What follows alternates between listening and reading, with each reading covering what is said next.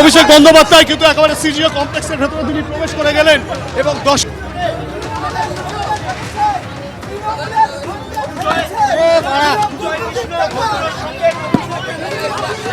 CGO কমপ্লেক্সের ভেতরে তিনি প্রবেশ করে গেলেন এবং দশনে কিন্তু ইডির সম্মুখীন তিনি হবেন সেই চিত্রই দেখাচ্ছি। অভিষেক বন্দ্যোপাধ্যায় তিনি ভেতরে প্রবেশ করলেন এবং বেলা 11টার মধ্যে, সকাল 11টার মধ্যে তাকে আসার নির্দেশ দেওয়া ছিল। সেই অনুসারে কিন্তু তিনি কালীঘাটের বাড়ি থেকে সকাল 10:15 বেরিয়ে যান এবং ইতিমধ্যেই একেবারে অভিষেক বন্দ্যোপাধ্যায় 11টা বাজার খানিকটা আগেই, অর্থাৎ কিনা মিনিট 3 আগেই কিন্তু তিনি এসে পৌঁছেছেন।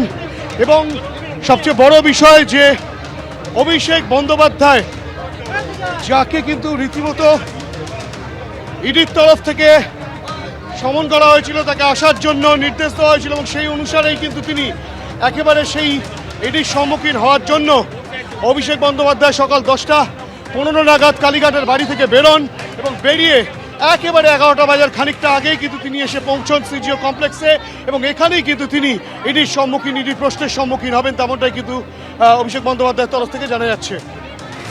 ক্যামেরায় অভিজিৎ দাসের সঙ্গে হিন্দল দে, এবিপি আনন্দ, বিধাননগর।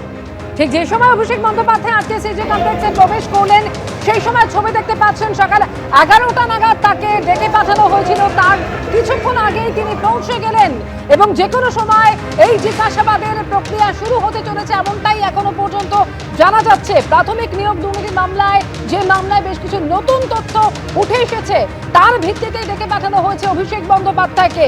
এই প্রাথমিক দুর্নীতি মামলায় লিপস অ্যান্ড বাউন্সের নাম উঠে আসে এবং চার্জশিটে লিপস অ্যান্ড বাউন্সের নামের উল্লেখও ছিল এবং লিপস অ্যান্ড বাউন্সের আলিপুরের অফিসের আগে অভিযানও চালিয়েছিল ইডি। আর এই লিপস অ্যান্ড বাউন্স সংস্থারই সিইও হচ্ছেন অভিষেক বন্দ্যোপাধ্যায়।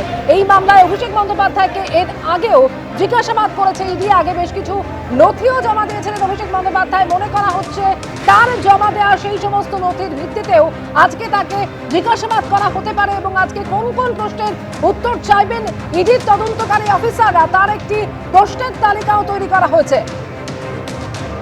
পরপর 3 দিন অভিষেক বন্দ্যোপাধ্যায় তিনি পৃথক 3টি মামলায় তাকে ডেকে পাঠানো হচ্ছে। গতকালই আমরা দেখেছি বিধানসভার সই জালিয়াতি কাণ্ডে তাকে সিআইডি দীর্ঘক্ষণ জিজ্ঞাসাবাদ করে এবং এরপর আজকে প্রাথমিক নিয়োগ দুর্নীতি মামলায় ইডি তাকে ডেকে পাঠিয়েছে।